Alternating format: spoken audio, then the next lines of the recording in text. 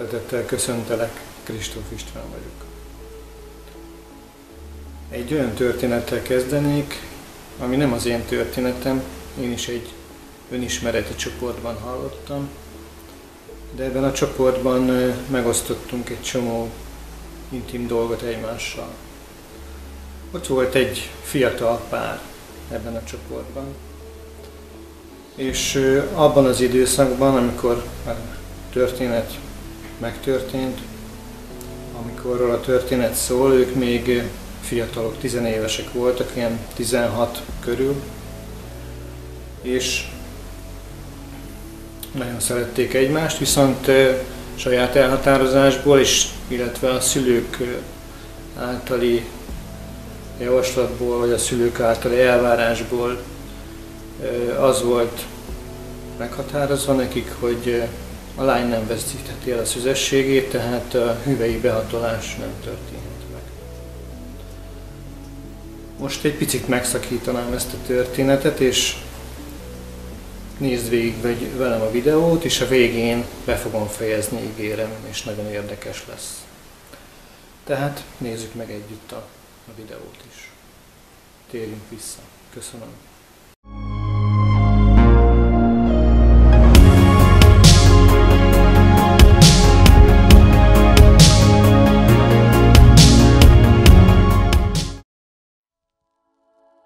Nem ismered a csend zenéjét. A kommunikáció egyetlen módját ismered, a szavakat, melyek áthaladnak az elmén. Nem tudod, hogyan kommunikálj a szíveddel, szívtől szívhez némán.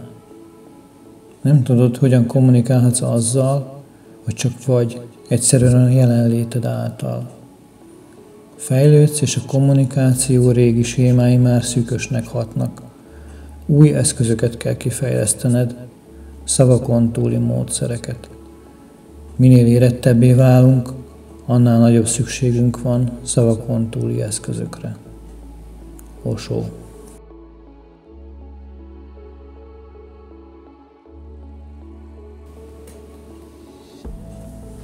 Gyorsan elő kell venni a Káma Szutrát és végigpróbálni az összes pozíciót.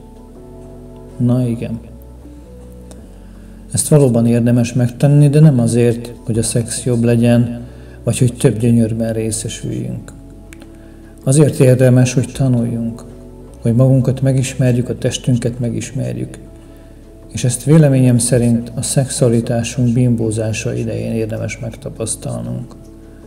Tehát amikor belevágunk a szex nevű kalandba, akkor érdemes az erogén zónák, vagyis a testünk megismerése után kipróbálni a Káma Szutra minden pozícióját.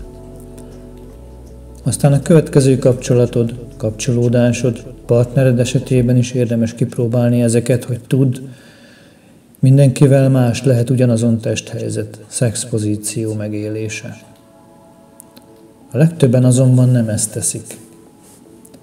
A pornófilmek a 21. század Káma Szutra könyvei, pedig a Káma Szutra több száz éves tapasztalatra támaszkodik, és az erotika, az erogén zónák, a szexuális együttlét nem változik valójában.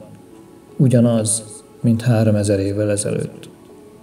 Igaz, hogy a szexuális tudatosság a tudatos önismeret nélkül sem akkor, sem ma nem lehetett magas szintekre jutni, tantrikus szinteket elérni. De az út ott van, a lehetőségek adottak mindehez itt és most. És akkor, és úgy is, és így is. Mert az önismeret az alapja szinte minden társadalmi kapcsolódásnak, saját határaink pontos ismeretének, és természetesen a szexualitásunknak is. Amellett, hogy ennek az önismeretnek a legfontosabb tényezője a fejlődés, a változás, a határaink folyamatos tágítása. A beszűkült társadalmi szokásokat és nézőpontokat, a társadalmi elvárások és a technológia által beszűkült tevékenységek eredményezik. Szinte minden úgy működik, hogy megmaradj, megragadj egy bizonyos szinten, és azt ne akard bővíteni, tágítani, túlszárnyalni. Ha lehet, még csak eszedbe se jusson, hogy ezt akard, vagy ezt valójában megteheted. Ezt hívjuk mókuskeréknek. Ebbe ragad bele a nyugati civilizáció, és a nyugatosodó kelet is ebbe kezd beleragadni.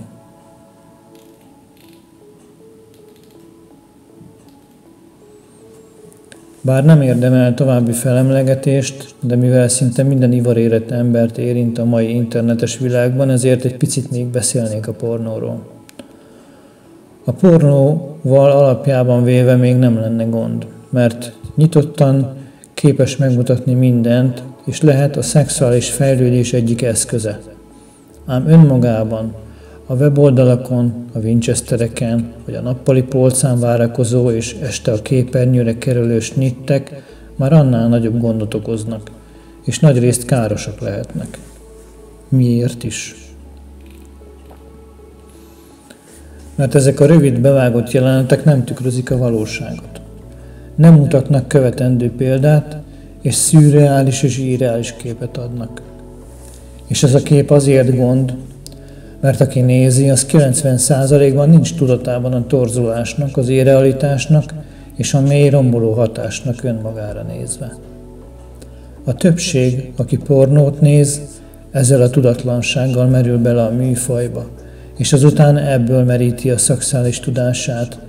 Tehát a pornó képezi a szexuális tudásának és tudatosságának alapjait. Itt a gond. Nincs, aki tudatosságot adjon. Nincs olyan narrátor a pornófogyasztók esetében, aki elmagyarázna ezen jelenetek jó és hasznos, de inkább irreális és torzító hatását. Az egyik fő csapásvonal a férfi központúság. A szexualitás férfi élvezetre csúcsosítása, és a sperma spricceltetése, mint happy end állapot, ami után nincs is más. Nem történik semmi, maximum egy cigi vagy egy spangli elszívása. Ez bizony szívás, a szopásról nem is beszélve, ami olyan, mint egy hotdog vagy hamburger bekapása egy utcasarkon a rövid ebédszünetben. A pornót szűklátókorú, profitorientált, gyermek- és ifjúkori elfojtásokkal küzdő férfiak készíték, szintén küszködő férfiak számára. A nőket nem igazán kérdezik. A nők lelke hiányzik ezekből. Töredék az azon filmek aránya, melyek kulturált és művészi módon a nőt helyezik a film cselekményének középpontjába, ha egyáltalán beszélhetünk cselekményről. Ahogy egyébként az életben és a szexualitásban az igazán jól működhetne. Tényleg csak ennyit tud a nyugati társadalom? Csak ennyire lennénk képesek? Ez vált a modern társadalom szexuális kultúrájává, mondhatnám szégyenévé. Talán csak ennyi. Talán elegendő ez a tudatossági szint. Eközben a férfiakra kihegyezett pornó és társadalmi hozzáállás mégsem a teljes képet jelenti. Mert a nők az elszenvedői mindennek. Ugyanúgy a képernyőn, mint az életben. Ám hallgatnak és némán tűrik, vagy akár el is hiszik, hogy nekik csak ennyi jár. 5-10 perc behatolás valamelyik testnyílásukba. A férfi szolgálatának és gyönyörének való alávetettség. A happy end utáni mosogatás, vagy csendes könnyek a sötétben, amit már senki sem lát. Szerintem nem. Igaz, hogy mivel behatóbban foglalkozok a témával, így a szexualitás, a szexuális kultúra, a szexuális fejlődés, a női erotika és a női lelkiség megfigyelése, tanulása, fejlődése és kiteljesítése a szívügyem, az életfeladaton. A felszínes, modern társadalom ezt nevezi hivatásnak. De ez a szó lelketlen és hideg, és ez nem én vagyok. Maradok az életfeladat szónál. És ha már itt tartunk, akkor beszéljünk a nők lelkéről is, mert hogy ebből az egész katyvaszból, amiről eddig beszéltem, éppen a lényeg maradt ki. A női lélek. A nők érzelmi alapon működnek, a férfiak racionális alapon. Mindkét nemben jelen van a női és férfi aspektus is, és vannak racionális alapon működő nők, és vannak érzelmi alapon működő férfiak, ám ezen utóbbiak kivételnek számítanak. A korábban említett önismeret egyik lényeges területe éppen a bennünk élő, vagy éppen szunnyadó nő és férfi megismerése és felemelése. A lehető legjobb kihozása mindkettőből. Ehhez kell a tudatosság. A tudatosság az önismeretünk és szexualitásunk fejlesztésében. Ehhez pedig nem árt egy csipetnyi spiritualitás sem, mert a racionális férfi központú társadalmi környezet és berendezkedés, az egyetemi oktatás erős korlátoltsága és az orvostudomány egyetemi képzésének beszűkültsége kizárja a holisztikus szemléletet, miáltal a szellem, test, lélek harmóniája kimarad minden nyugati tanításból és tudományból, amit publikálni engednek a savanyú professzorok, és a World Wide Web születése óta a processzorok. Tehát egy kis lélek, egy kis harmónia, egy kis spirituális szemlélet nem árt a lelketlen és a racionális orvosi pszichológia mellett. Tehát nem a Kámaszútra, és nem a pornó, és nem az egyetemi pszichológia oldja meg a nők lelkének rejtélyeit, és az ezen alapuló női működést és szexualitást. Nem ez az út vezet a női orgazmushoz. Ezek zsákutcák. Persze, amint említettem, azért érdemes ezekbe is bepillantani egy kis tapasztalat és tudás szerzésének céljából, de tudni kell ezekről, hogy nincs bennük megalapozott és lényeges ismeret. Ezek a felszínes nyugati szemlélet sekélyes tudományai és bizonyítványai. Téves szemlélet és negatív beidegződés, hogy a nők nem képesek általában elélvezni, és csak nagyon ritkán jön össze nekik az orgazmus. Ez olyan, mintha azt mondanánk, hogy a hangszerekben van a hiba, amikor nem szólnak szépen, mert nem lehet jól játszani rajtuk. Aztán jön egy zeneművész, és valami csodát szólaltat meg a hangszer által. A hangszer tehet róla, vagy az, aki játszik rajta, hogy hamis hangok jönnek belőle. Legalább alapszinten meg kell tanulni játszani ahhoz, hogy egy hangszer szépen szóljon. Vagyis, hogy a nő élvezze az erotikát, a szexualitást, és élvezetekben részesüljön. Egy gondolatot azért fűznék ehhez. Természetesen a nő is felelős érte, ha egy párkapcsolatban nem érje el a gyönyört minden szeretkezés során. Mert ha a párja tudatlan és képzetlen, akkor neki kell megmutatnia, megtanítani, játszani őt. És újfent az önismerethez érkeztünk. Vagyis a nőnek ahhoz jól kell ismernie önmaga lelkét és testét, hogy a partnerét vagy párját megtanítsa jól játszani. Ha viszont mindketten tudatlanok és tapasztalatlanok, akkor bizony képezni kell magukat, de nem a pornóból, ami ugye már tudjuk, hogy favágás, és fejszével nem lehet hegedülni. Érdemes tehát hozzáértőktől tanulni. Hányféle női orgazmus létezik? Alapból 3 fő női orgazmus, csiklóorgazmus, a nők 3/4-ének ez szükséges bármilyen orgazmushoz. Hüvei vagy G-pontos orgazmus és méhorgazmus. Ezen területeket érdemes egy időben kombinálva ingerelni, és mint említem fent, a legtöbbször a csikló alapvetően szükséges a csúcs eléréséhez. Ott van még az U-pont, a női prostata, az ánusz, a hüvei szalagok, a méhszalagok, és ezek kombinált ingerlései. Ezek mind-mind a jóniszerves részei, vagyis a hangszer húrjai. Van még számos erogén zóna az egész testen, melyeket meg lehet tanítani a völgyi orgazmusok megélésére. A nő ott van és türelmesen várja, hogy kicsalt belőle a gyönyör szimfóniáját. Igen, ehhez tanulni kell, ehhez tudást, ehhez tudatosságot kell szerezni. Mik határozzák meg és segítik a nő orgazmusát, gyönyörét, kielégülését? Elegendő idő, tehát hosszú előjáték. Lelki közelség. Jó technika, megfelelő ingerlés, a legjobb pozíciók megtalálása, jóni masszázs tanfolyam. Testi és erotikus fejlődés, érettség. Önismeret, saját testünk ismerete, gyermekkori test és erogén zónák feltárása, önkielégítési tapasztalat. Őszintesség, a férfi tanítása és a férfi hajlandósága, tisztelet, törődés, figyelmesség. Neszínlej. Vágyébresztése a nőnek magának vagy partnerének, és a vágy fenntartása. Nem, a lingamon van a hangsúly. Említenék most egy általam is hallott hasonlatot, ami viszont szemléletes és okoni lehet belőle. A nő olyan akár egy kályha. Körülményes meggyújtani benne a tüzet.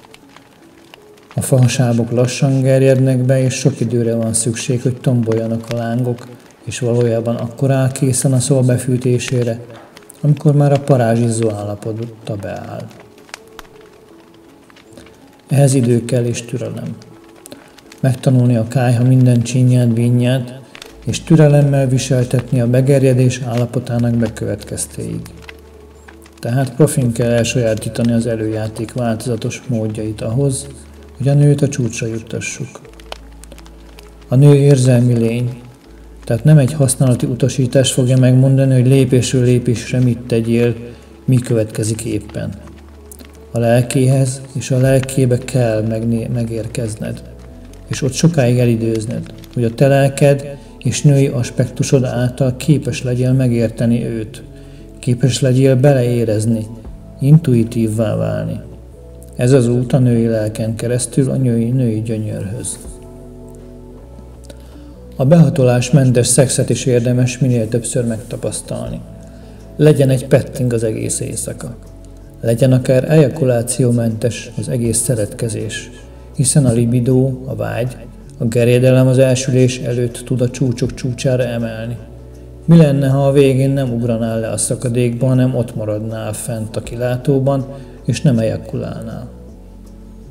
Első hallásra ez rosszul hangzik, de valójában ez a magmegtartó szex lehet a kulcsa a férfi és a nő szexuális felemelkedésének, a nő és férfiak multiorgazmusának, vagyis a szeretkezés során mindkét fél sorozatos kielégülésének. Köszönöm, hogy velem tartottál. Legyen fényeltelő a napod, ölellek, Krist.